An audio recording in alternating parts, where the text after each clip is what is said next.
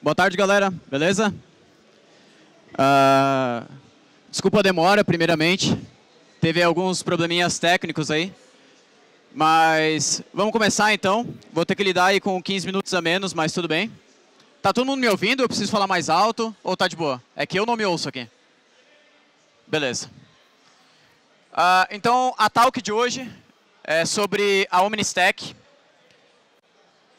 Produtividade e performance de forma enxuta. Então, se der tempo, a gente vai codar, a gente vai falar de código diretamente. Mas, antes de mais nada, meu nome é Diego. Eu sou cofundador e CTO da Rocket City. Quem conhece Rocket City aqui? Alguém já ouviu falar? Massa, boa parte da galera. Então, a gente é uma startup focada em educação para programadores. Mas, mais do que isso, a gente é focado em que os programadores tenham foco e não saiam estudando 1000 tecnologias, 1000 maneiras de resolver o mesmo problema. Então, vocês jamais vão ver a Rocket City explicando Angular, Vue, React, Ember ou mais formas de resolver o mesmo problema. A Rocket City surgiu e a OmniStack surgiu por vários problemas de desenvolvedores e problemas de empresas. O primeiro problema de desenvolvedor é o excesso de informação. Está um pouco pequeno ali, mas excesso de informação todo mundo aqui sofre. Isso causa o quê? Primeiramente, ansiedade. A gente entra no Medium, a gente entra no YouTube, a gente entra numa Udemy da vida, tem 400 cursos, você acessa uma vaga de emprego, tem 300 requisitos, outra tem outros 20, você não sabe o que você tem que estudar, e acaba que é um excesso de informação e o programador fica perdido. Então, será que eu estudo React? Será que eu estudo Vue? Será que eu foco em back-end? Será que eu foco em front? Será que eu foco em DevOps? Para onde que eu vou? O segundo maior problema é a velocidade que a tecnologia evolui.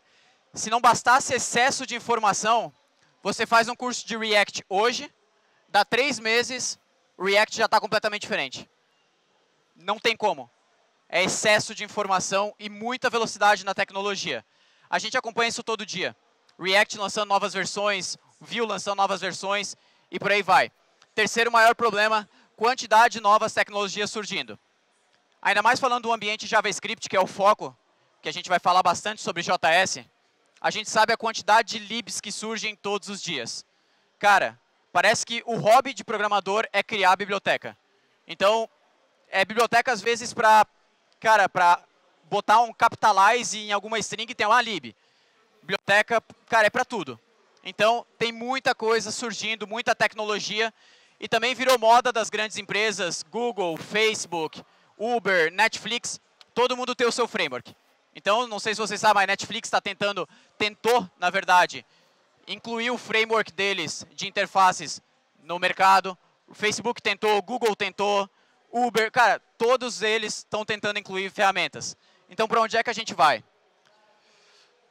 E aí, a gente fica perdido. Só que se não bastasse para o desenvolvedor, a gente ainda tem problemas para a empresa.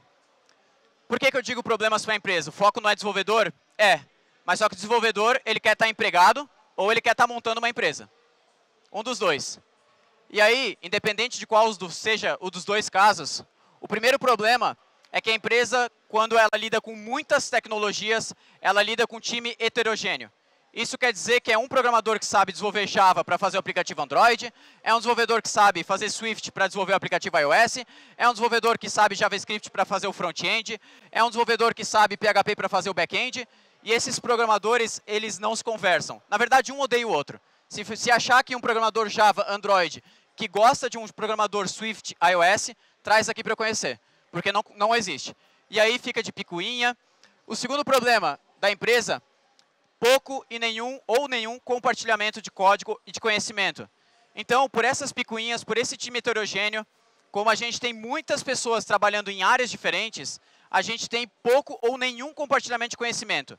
Geralmente se formam panelinhas em empresas maiores, é a galera do iOS, a galera do Android, e eles jamais vão trocar ideias.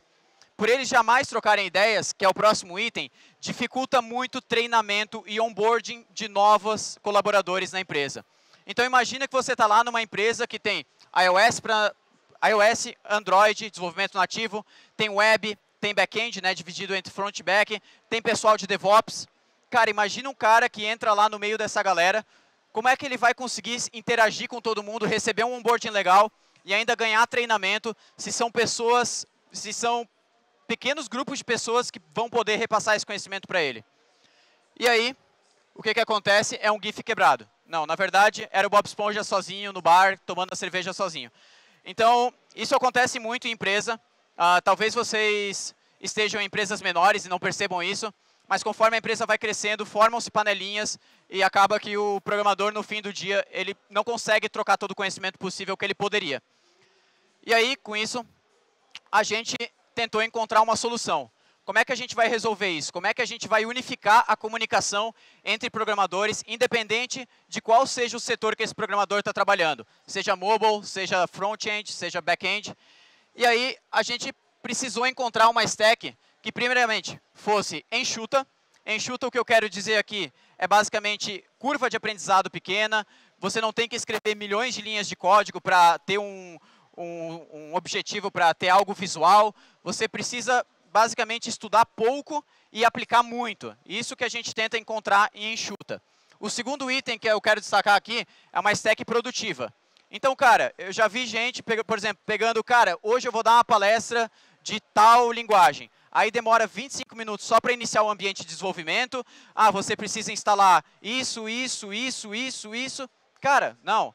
Precisa ser uma linha de comando e sair com o ambiente pronto, senão não adianta. Então, precisa ser produtiva. Precisa você tirar... Cara, eu vou sentar na frente do computador, beleza, eu inicio o meu ambiente e saio desenvolvendo. Terceiro item que a gente tentou encontrar, uma stack performática. Então, não adianta eu ter uma stack que eu escrevo código rápido, que eu preciso de poucos recursos para escrever esse código, se ela não for performática. Se eu botar ela lá no meu back-end, eu precisar contratar um servidor de 4 GB de memória para rodar um Hello World. Então, feito isso, a gente focou na stack totalmente JavaScript. Então, algumas pessoas que podem não gostar do JavaScript diretamente, cara, deem uma chance. Consegui converter aí o Robson, que trabalha há 20 anos com Ruby, para ele gostar de JavaScript. E é difícil. Então, a gente focou dentro dessa stack de JavaScript em 3 principais tecnologias. Node, que é uma ferramenta para desenvolvimento back-end, a gente vai falar um pouquinho mais sobre isso daqui a pouco. React, que é para desenvolvimento front-end, e React Native, que é o port do React para web, para dentro do mobile. E aí depois a gente pode falar sobre algumas comparações, por que a escolha dessas libs, por que não outras. Mas, falando um pouquinho sobre essas bibliotecas, a primeira coisa que a gente procurou para marcar naqueles pontos que a gente tinha anotado antes, das dificuldades do programador e dificuldades da empresa, é conhecimento compartilhado. O que eu quero dizer com conhecimento compartilhado, basicamente, é a gente poder reaproveitar a base de conhecimento entre as linguagens. Entre o Node e o React, de uma forma global, a gente consegue compartilhar praticamente toda a parte do JavaScript. Conforme o JavaScript caminha com ES6, ES7, ECMAScript 8 que está vindo e tudo mais, a gente consegue reutilizar toda essa base de código entre as 3 ferramentas. E ainda mais no React e no React Native. Eu vou tentar mostrar alguns exemplos de código daqui a pouco, para a gente entender como fica fácil a gente compartilhar informações e base de código e de conhecimento entre essas 2 ferramentas e ter um desenvolvimento nativo performático e ter um desenvolvimento web otimizado. O próximo item, então, a gente tentou escolher as tecnologias mais modernas. Então, são ferramentas que surgiram no mercado. O React Native, por exemplo, está desde 2015, React desde 2013, 2012, na verdade. E a gente tem o Node, que já está um pouco mais tempo. Mas são ferramentas que estão entrando no hype agora. E hype não é uma palavra ruim. Tem gente que leva hype para ruim, mas hype pode significar bom. Terceiro item, performance. Como eu já falei antes, a gente procurou uma stack performática. Então, React Native, a gente está lidando com interface nativa. Não é Ionic, não é Cordova, não é PhoneGap. React, a gente já está lidando com uma ferramenta totalmente focada em performance, utilizando conceitos como componentização, imutabilidade, arquitetura Flux, GraphQL entrando agora. E a gente tem Node, que é uma das, se não a mais, linguagem indicada para quem está querendo performance. Utilizar poucos recursos, escalar horizontalmente, utilizar a arquitetura microserviços, serverless, o Node é uma das ferramentas mais indicadas nesse cenário. Quarto item que a gente buscou, quem está utilizando. Então, de nada adianta eu pegar, oferecer para vocês uma stack como a OmniStack, se não tem empresa nenhuma no mercado utilizando. Mas eu posso, por exemplo, citar algumas empresas que utilizam Discord, Nubank, Facebook, Instagram, Uber, com o aplicativo do Uber Eats, utilizando React Native também, Tesla, temos Medium, Discuss, Skype, Microsoft. Cara, tem muita empresa gigante utilizando. Se vocês instalarem, por exemplo, a extensão do React que detecta quando o site está utilizando o React, acessem todos os sites mais famosos que vocês conhecem. Netflix, Twitter, está todo mundo utilizando o React. Quem é que está por trás dessas ferramentas? Então, isso foi um critério essencial. Porque, assim, de nada adianta a gente focar nessas ferramentas e dar um ano e elas morrerem. Então, quem é que está por trás disso aqui? React Native, está o Facebook. E a gente está vendo o Facebook entrando de cabeça no mundo das frameworks, no mundo das linguagens e das libs, principalmente JavaScript. Então, o Facebook não está entrando só com o React. Está entrando com a arquitetura Flux, com o Flow, que é um dos concorrentes do TypeScript. Está entrando com o Jest, que é hoje, se não a melhor ferramenta para testes em JavaScript. E no Node, a gente tem a Linux Foundation por trás. E a gente tem uma galera de patrocinadores aí que, com certeza, não vão deixar o Node morrer.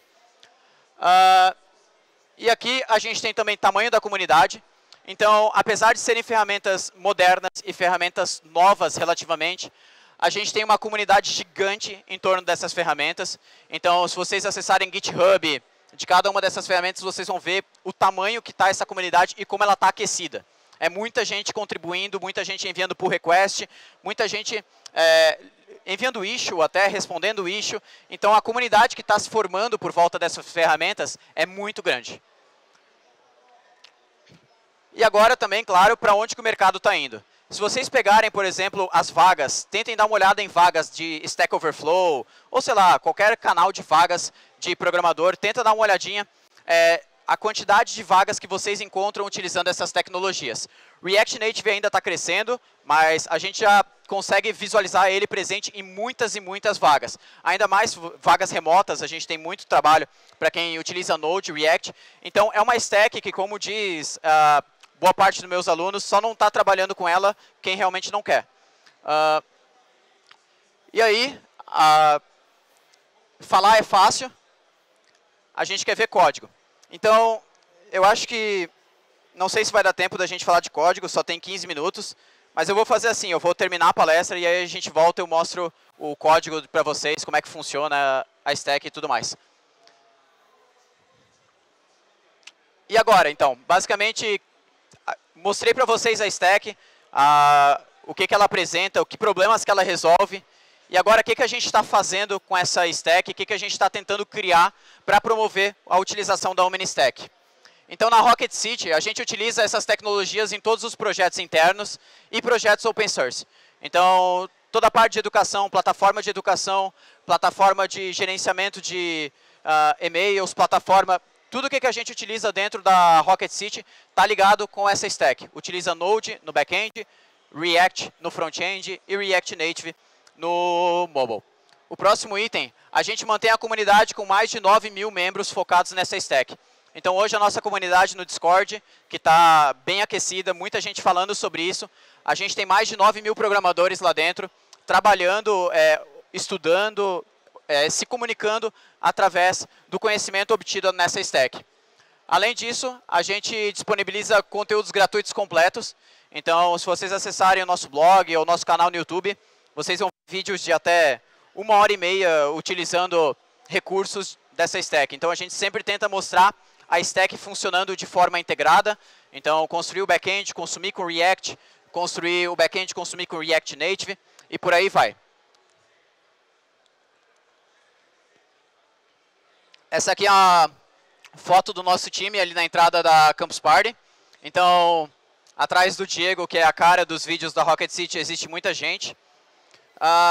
Se alguém souber quem roubou o nosso @RocketCity do Instagram, me falem, porque é a única coisa que não está @RocketCity das nossas redes sociais. E Essas são as minhas redes sociais, Twitter e GitHub, o resto acho que já morreu, mas é o que eu utilizo para me comunicar com a galera. E agora eu vou tentar mostrar alguns exemplos de código para vocês, se eu conseguir ali.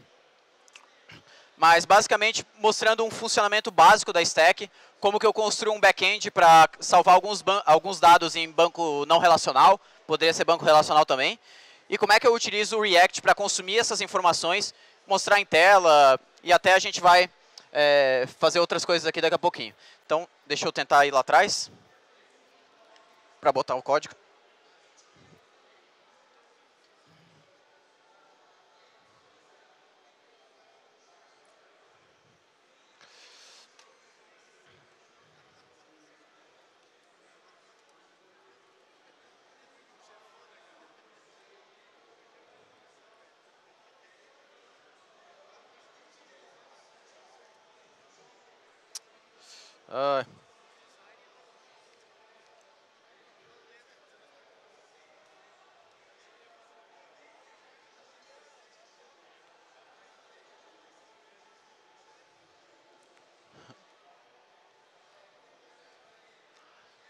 Cara.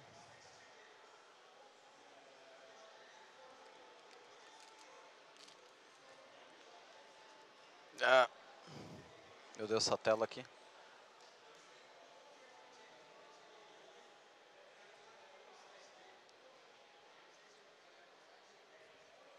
Aí, eu acho que eu consegui. Então, aqui basicamente eu fiz um códigozinho, eu ia fazer ele durante a palestra, mas como a gente está com o tempo meio corrido, eu vou mostrar ele. Basicamente, isso aqui é um servidorzinho Node, a única coisa que ele tem é um arquivo index.js. O package.json é para anotar as dependências que eu estou utilizando, basicamente, e o nome do projeto. E eu tenho aqui o meu model do banco de dados, que a gente já vai mostrar rapidinho. Então, dentro do meu arquivo index.js, eu posso ver algumas coisas. Primeira coisa, eu importo o meu Express. O Express ele é um mini framework para a gente criar um serviço HTTP de uma forma bem simples. Eu tenho o Mongoose. Mongoose ele é um ODM, que é basicamente uma forma da gente abstrair a lógica das queries do banco de dados em forma de JavaScript. Então, a gente consegue trabalhar com os registros do nosso banco e tudo mais, utilizando puramente código JavaScript ao invés de linguagem de banco. Aqui tem o CORS para eu conseguir lidar com cross-origin, para eu poder acessar essa minha API de endereços externos, né, via React e tudo mais. E aqui eu tenho o Mongoose, que é a conexão com o meu banco de dados. Então, esse aqui é o meu banco de dados online. Eu criei ele utilizando o Mongo Atlas, que é um serviço da própria Mongo para a gente criar bancos. Aqui eu instancio o meu app com Express, e a partir desse momento eu já tenho uma aplicação. Quando eu faço esse app.use, eu estou basicamente definindo uma funcionalidade para a minha aplicação. E aqui essas funcionalidades dentro do Express, elas funcionam como middlewares. Middlewares são basicamente interceptadores de requisições. Então, eles conseguem pegar uma requisição, modificá-la caso necessário, retornar uma resposta caso necessário, ou simplesmente passar para o restante das requisições para elas serem tratadas. E aí eu estou utilizando o CORS também. E aqui eu dou um require para ele importar o meu model de subscription. O meu model de subscription ele é uma representação de código de como se fosse o meu esquema lá dentro do Mongo. Então, eu tenho um código, que é uma string, e eu tenho um e-mail, que também é uma string. Beleza? Aí, continuando aqui, eu tenho duas rotas. Uma rota que recebe o método post na rota subscriptions, e ela realiza um create de nova subscription, passando todo o corpo da requisição. Então, se no corpo da requisição, que vem em formato JSON, eu tiver lá o code e o e-mail, ele cria uma nova subscription passando essas informações. E aí eu tenho uma rota get subscriptions, que retorna basicamente todas as subscriptions em formato JSON. Então, são duas rotas bem simples. E aqui eu tenho um app.listen para essa minha aplicação ouvir na porta 3003. Se eu não tiver uma variável ambiente forçando outra porta. Beleza? Então, isso aqui é basicamente o back-end da nossa aplicação. Eu posso mostrar, por exemplo, esse back-end funcionando.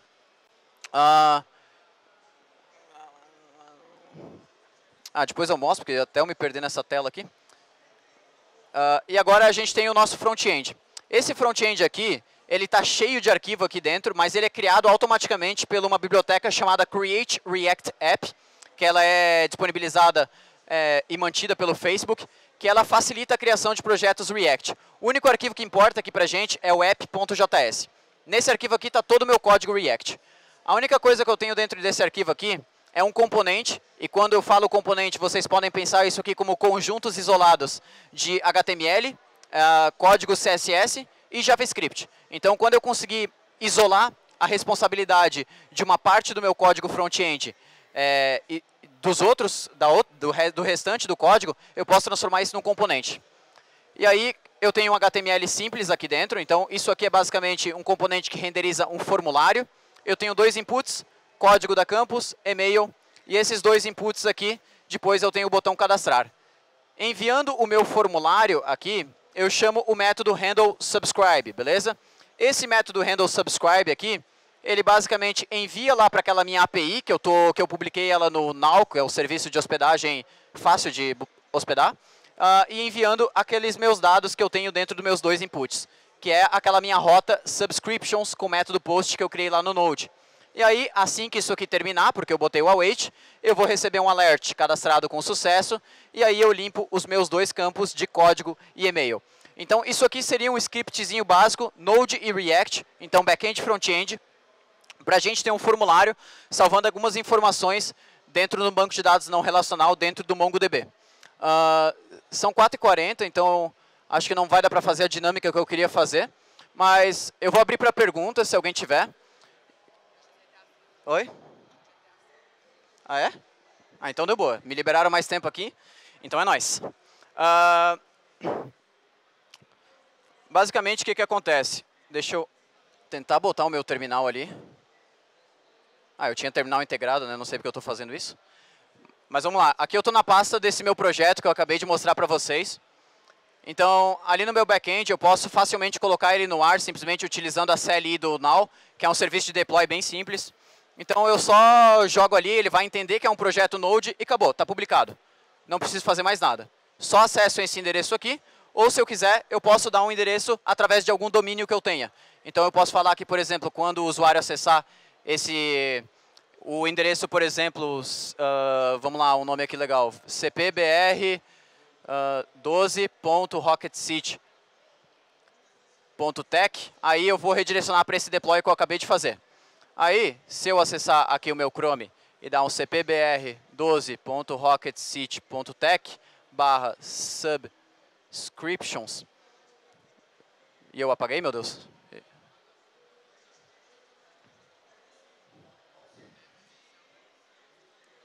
Caramba, velho, não consigo escrever.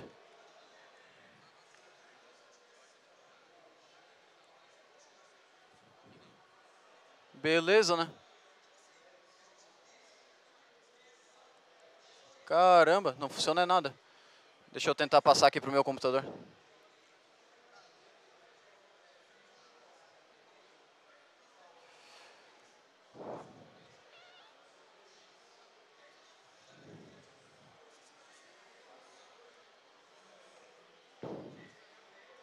Ah, massa, eu tô sem internet. Tem algum cabo de internet aqui que eu posso usar?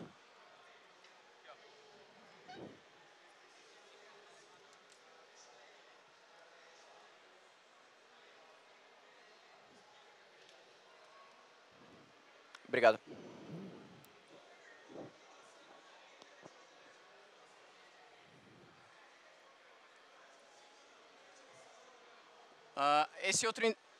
Esse outro endereço que eu botei ali antes é como ficou lá o nosso projetinho React. Claro que esse CSS apareceu aí magicamente, mas como o foco da palestra não é CSS, esse é basicamente aquele componente React que a gente criou.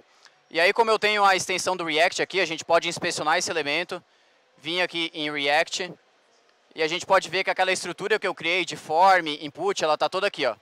Claro que ela está mascarada, né? Por causa do React, se eu acessar o código fonte da página mesmo, isso não vai estar disponível para a gente, porque ele é gerado em runtime. E aí, se funcionou isso aqui, eu acho que ele não conseguiu fazer o deploy porque eu estava sem internet. Deixa eu ver aqui de novo.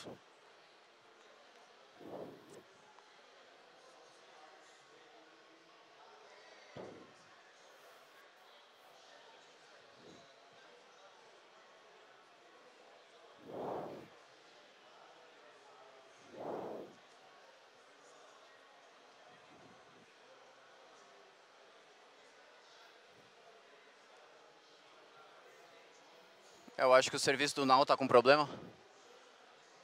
Mas uma hora ele aparece.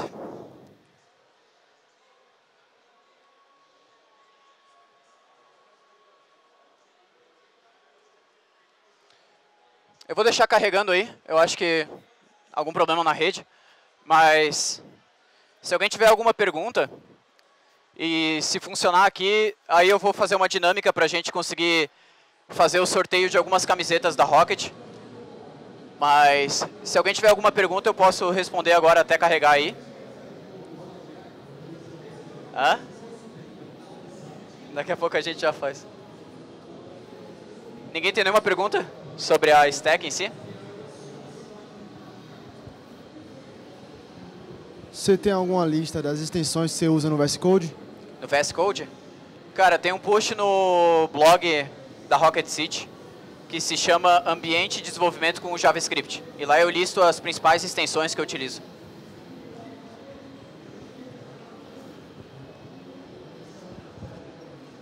Lá...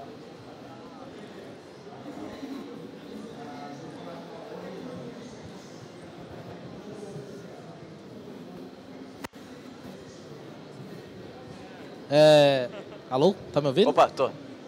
Você acredita que finalizando todos os cursos da trilha que tem lá na Rocket City, dê para conseguir um emprego fora muito fácil, ou um trabalho remoto mesmo, nem que seja como júnior, eu acho? Então, com certeza, mas claro que depende também muito do esforço que o aluno bota em cima dos estudos. A gente tem vários alunos e eu recebo depoimentos várias vezes, e aqui na Campus Party até teve vários alunos que vieram conversar comigo sobre que conseguiram propostas e conseguiram trabalhos nessa stack depois de fazer os bootcamps e os cursos gratuitos lá da Rocket City. Então, claro que é muito provável, é bem possível, só que, claro que depende também muito do esforço aplicado pelo aluno.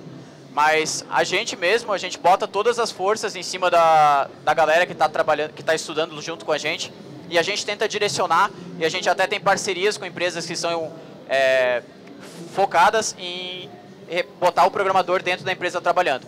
Então, é um dos nossos principais focos. Mais alguém tem alguma pergunta? Espera aí, só um minutinho.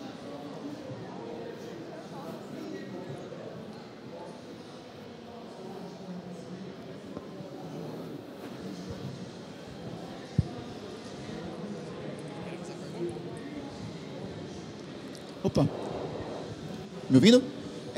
Esse código que é gerado no HTML que é renderizado na tela, né? Por exemplo, a gente tem algumas... escreve um código, por exemplo, com dados sensíveis, né? Usuário e senha para acessar um determinado banco, URL específica para acessar, sei lá, algum serviço protegido nosso, né? Esse código que é renderizado na tela, ele traz alguma coisa dessas informações, por exemplo, de acesso a banco, acesso a outros serviços internos, que não é necessário ver, por exemplo? Que não é necessário o quê? Que não é para aparecer na URL, não é para ser renderizado. Esses dados mais sensíveis, assim, código sensível. Ah, tá, o código sensível. Quando ele é renderizado na tela, ele vem alguma coisa desses códigos? Não, na verdade, assim, toda a parte de códigos sensíveis, ela fica no lado do back-end, então ela nunca deve vir para o front-end. E se um momento ela chegar no front-end, ela nunca deve ser mantida em storage. Então, a gente tem que cuidar, porque assim, o React ele é totalmente front-end, enquanto que o Node é totalmente back-end. Lá no Node, tu vai criar uma API REST para prover informações e fornecer um serviço HTTP para que o teu React consiga salvar no banco e tudo mais, mas só que nenhum tipo de informação como acesso ao banco de dados, tudo isso aí, ela fica do lado do front-end, ela sempre fica do lado do back-end. Então, o cara que está ali vendo a tua aplicação do React, ele consegue ver teu código. Mas isso não deve ser suficiente para ele conseguir fazer qualquer tipo de ataque na tua API. Se ele conseguir é porque alguma coisa está errada. Porque daí tu está armazenando uma informação que não deveria no teu front, alguma coisa assim. Eu acho que o back-end agora funcionou ali, ele mostrou um array vazio porque não tem nenhum cadastro. Se alguém tiver mais alguma dúvida, eu já falo com vocês. Então, se alguém... Deixa eu tentar cadastrar aqui.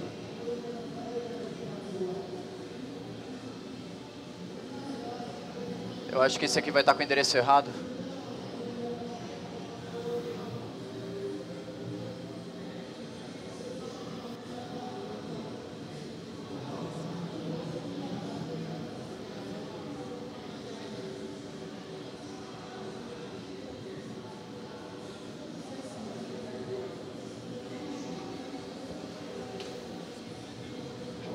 Vou só fazer o deploy do front de novo, porque eu alterei a URL.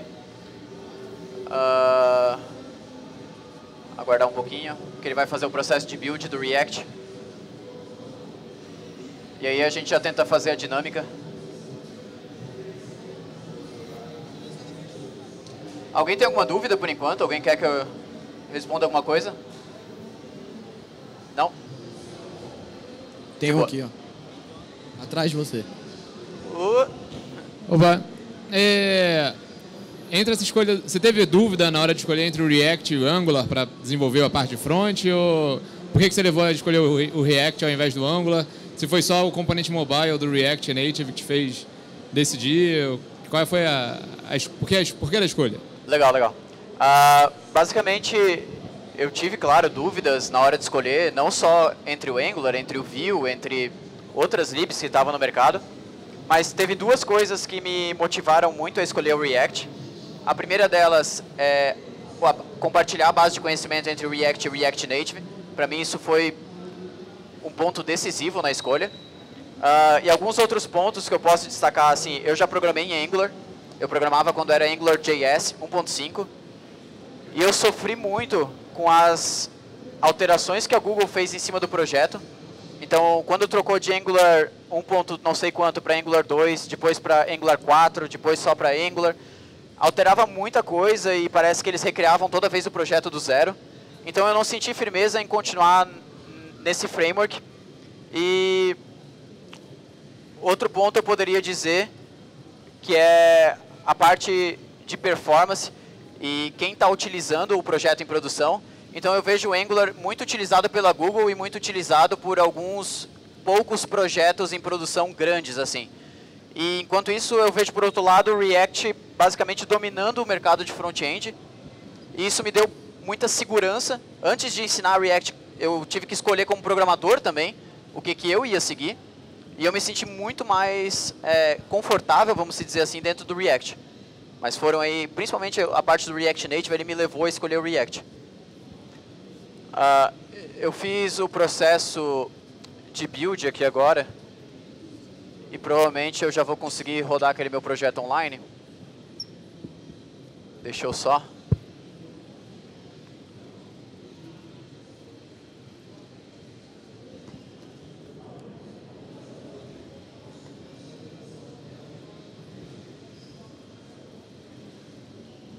Beleza. Vocês têm internet aí no celular de vocês? Vocês conseguem acessar esse endereço aí, ó, cpbr.rocketcity.tech. Aí quem quiser participar do sorteio, a gente vai sortear algumas camisetas, umas 10 camisetas da Rocket City. E aqui no código, vocês colocam o códigozinho que está embaixo do crachá, aqui embaixo do barcode do crachá. É V2254, beleza? E aí no e-mail, bota e-mail, depois se vocês quiserem eu encaminho para vocês o link da palestra, o código do GitHub. Eu não vou cadastrar o e-mail de vocês em nenhuma lista, tá? Para ficar recebendo e-mail. Mas é só para eu enviar depois a palestra para vocês. Ficou faltando algumas partes de código que eu queria ter mostrado. Então eu envio tudo para vocês. Oi?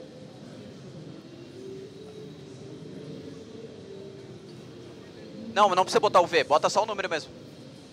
Eu botei o input type number, então não precisa botar o V, né? Bota só o númerozinho que vem depois. A primeira letra ali não precisa. Porque aquilo ali é repetitivo para todo mundo. Eu vou esperar até 4h54. E aí a gente... Oi? Não bota o V não. Bota só o código que vem depois da letra.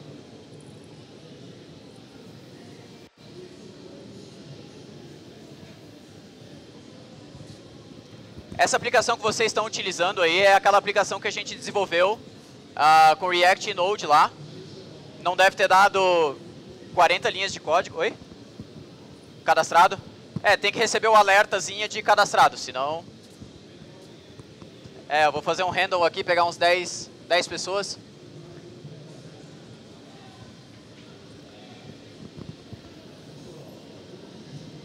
Oi? API?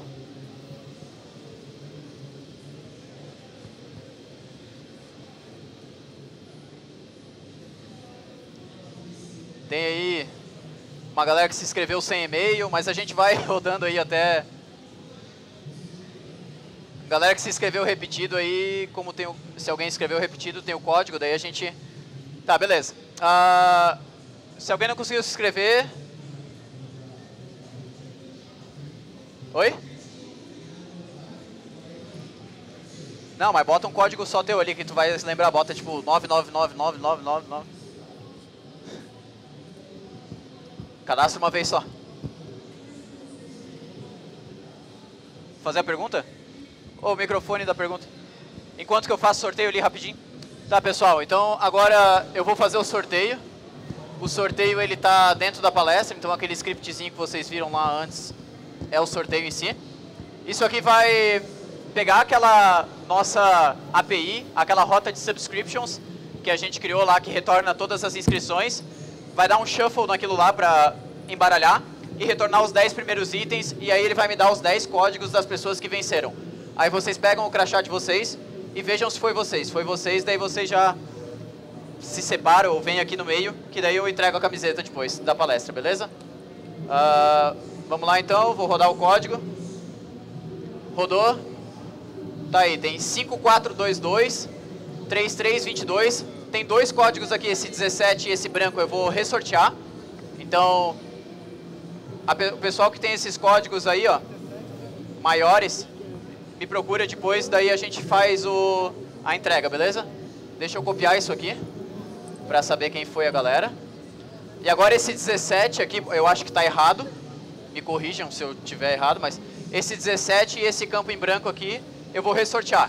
Então os dois primeiros números que caírem agora vão ser anexados também, beleza?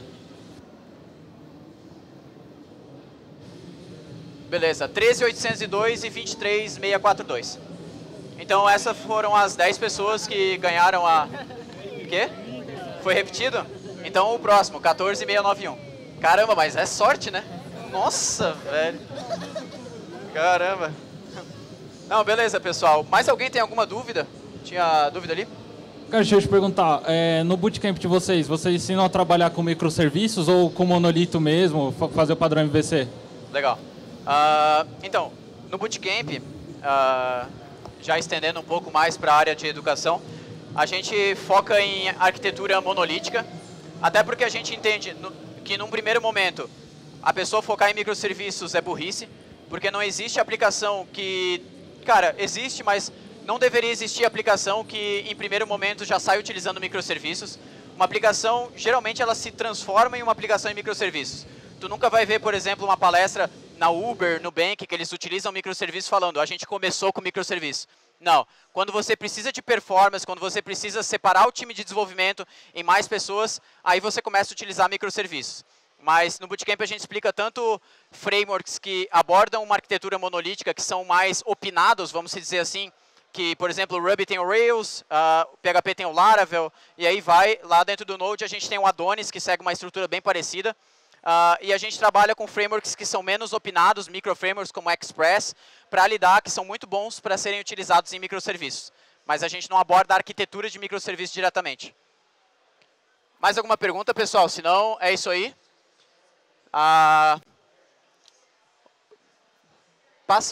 Deixa que eu passo ali.